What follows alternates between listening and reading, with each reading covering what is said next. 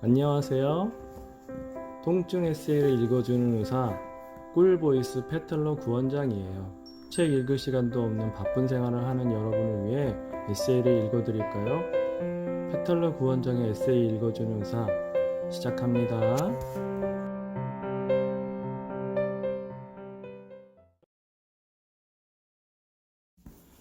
페텔러의 오늘의 주제는 코로나 백신 접종 부작용 중에서 가장 위험한 아나필락시스라는 염증 반응에 대해서 이야기를 하려 합니다.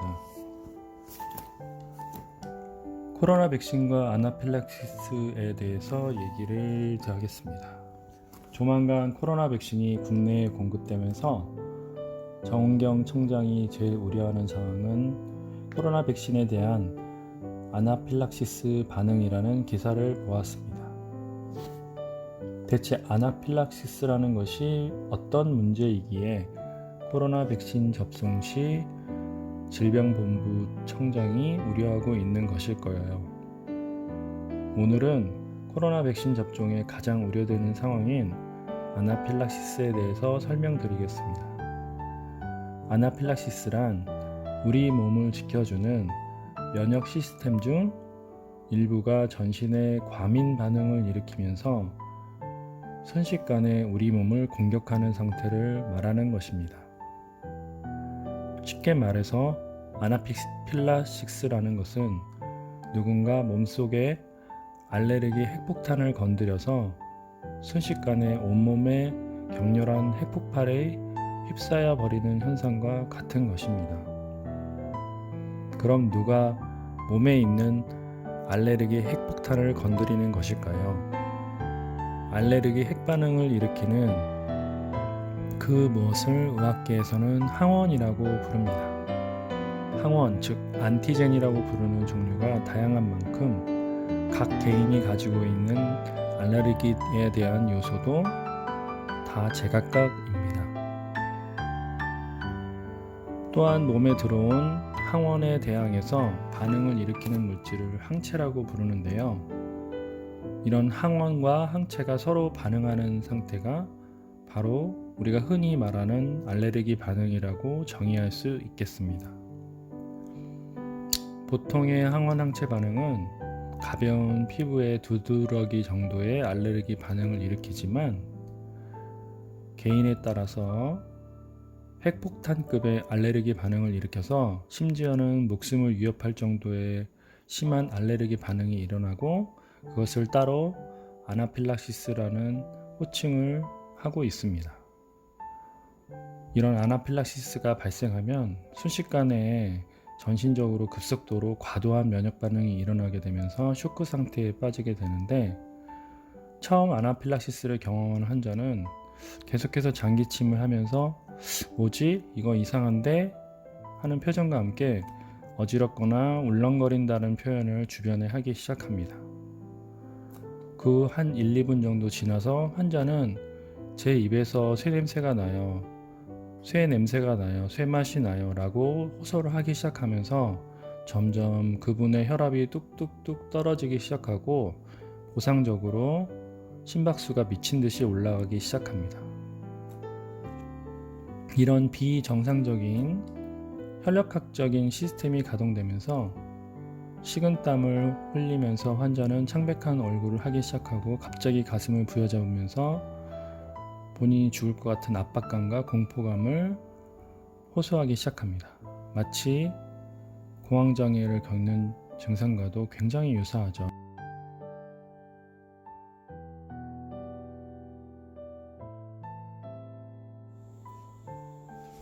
이쯤 되면 환자의 입과 코 그리고 기도의 점막이 부풀어 오르기 시작하고 그 속에서 다량의 점액이 분비되기 시작하면서 환자는 숨이 안 쉬어져요 라는 몇 마디 가는 목소리를 호소하다가 점점 쌕쌕거리기 시작합니다. 결국 숨을 쉬어보려고 환자는 처절하게 애를 써보다가 차츰차츰 뇌의 산소 공급이 저하되면서 어느 순간 갑자기 의식을 잃게 되고 그 다음엔 심장에 산소 공급이 안 되면서 순식간에 심장마비나 저산소성 쇼크가 발생하게 됩니다. 정은경 천장이 코로나 백신에 대한 제일 우려하는 상황이 왜 아나필락시스인지 이 설명을 들으시면서 아마 두 가지 이유일 것이라고 저는 판단됩니다.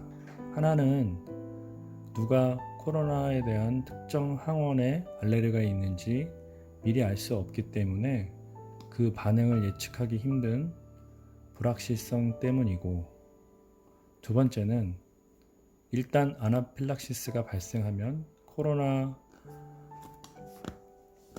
예방접종에 대한 높은 치사율이 발생하기 때문으로 생각합니다. 더구나 백신을 맞고 환자가 사망한 기사가 나온다면 누구나도 불안해질 수밖에 없겠죠. 그러나 너무 아나필락시스에 대해서 과도한 불안감을 가질 필요는 없습니다. 대처법만 잘 알고 있다면 아무리 아나필락시스가 발생해도 우리는 슬기롭게 대응할 수 있기 때문이죠. 아나필락시스 반응이 발생했을 때 필요한 약은 딱 두 가지입니다. 하나는 에피네프린이라는 약이고, 또 하나는 우리가 잘 아는 스테로이드라는 약물입니다.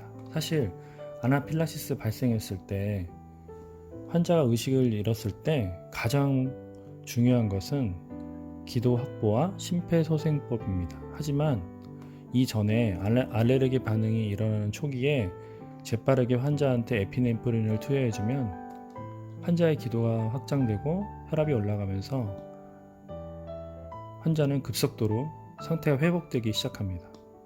이런 상황에서 에피네프린 투여는 기도 삽관이나 심폐소생술 못지않게 환자를 살려주는 구명줄과 같은 역할을 하는 것이죠. 그래서 경험 많은 저 같은 의료진은 그런 환자를 보면 기도 삽관을 시작하기도 전에 바로 에피네프린부터 환자에게 투여하면서 환자의 심폐소생술을 ABC 순서대로 시작을 합니다. 그럼 환자분은 아나필락시스가 발생해서 하다가 환자가 뒤로 넘어가는 일이 거의 발생하지 않는 거죠. 그리고 두 번째로 스테로이드는 환자 몸에 폭발한 염증 반응의 통제력을 정상적인 상태로 유지시켜서 몸을 지켜주는 역할을 하기 때문에 아나필락시스 환자에게는 꼭 필요한 고마운 약물입니다. 따라서 코로나 접종은 병원에서 하기 때문에 대부분의 병원은 아나필락시스가 발생했을 때의 대처 방법을 잘 알고 있을 거라 저는 생각합니다. 설령 그 병원에서 모르더라도 이 글을 읽고 환자분께서 아나필락시스에 대해서 잘 이해하고 있다면 걱정하는 한 시민에게 자신은 물론 주변에 있는 누군가의 생명을 구해줄 수 있는 고마운 의인으로 탈바꿈하는 계기가 될 수 있을 거라고 저는 생각합니다. 오늘 페털러의 이야기가 좋으셨다면 좋아요와 구독 눌러주세요. 다음엔 다른 주제로 찾아올게요. 안녕.